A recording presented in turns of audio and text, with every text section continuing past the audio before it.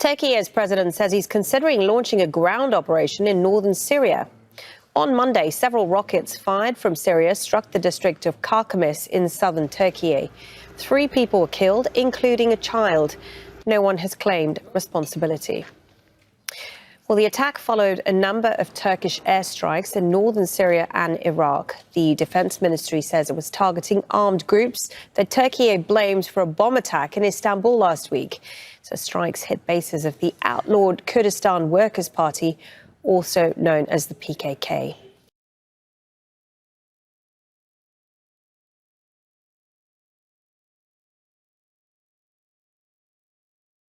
Iran sending a message to Washington, European powers, and the UN's nuclear watchdog that if you stick it to us, we're going to stick it to you. Iran, the Islamic Republic, has had a history of defiance and pushing back against what it perceives as Western pressure and unfair treatment by the West.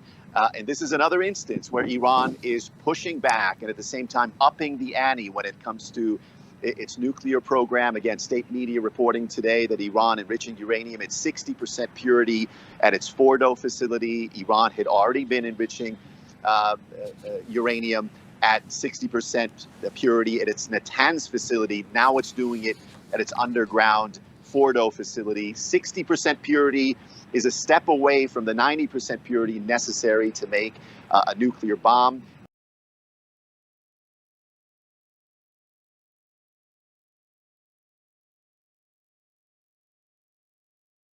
For the second time in under a week, the media has been prohibited from covering the court case of a suspected Israeli gang.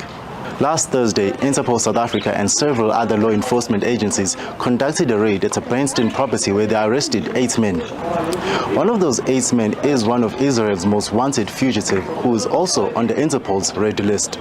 The Israeli fugitive made his first court appearance for extradition purposes at the Randburg Magistrate Court last Friday in an in-camera session where the media was also not allowed. Today, 8 men, including the Israeli fugitive, made their first appearances at the Randburg Magistrate Court in an in-camera session. They face charges of possession of unregistered firearms, ammunition, and contravening the Electronic Communications Act of South Africa.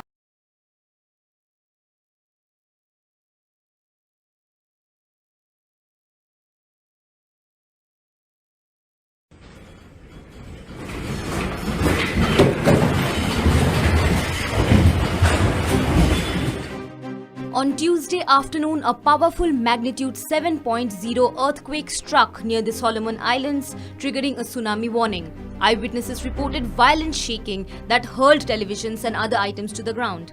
There were no immediate reports of widespread damage or injuries.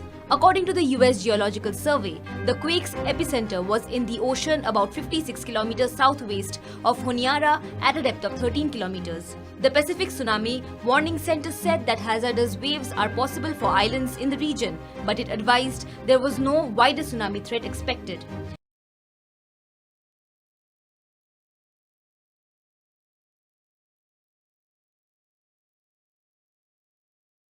截至今天早上的6点10分，火灾已经造成了 These huge flames have killed at least 38 people at a factory in central China. 有2人失联，目前 2 others have been injured and the building engulfed as investigators work to determine the cause of the fire. The blaze broke out in Anyang in the central province of Henan on Monday afternoon. It took firefighters nearly 8 hours to bring the flames under control. Local media says many of the victims were women who made winter cotton clothes and pants at the factory. China has seen a spate of industrial accidents in recent years that have left scores dead, raising concerns about public safety.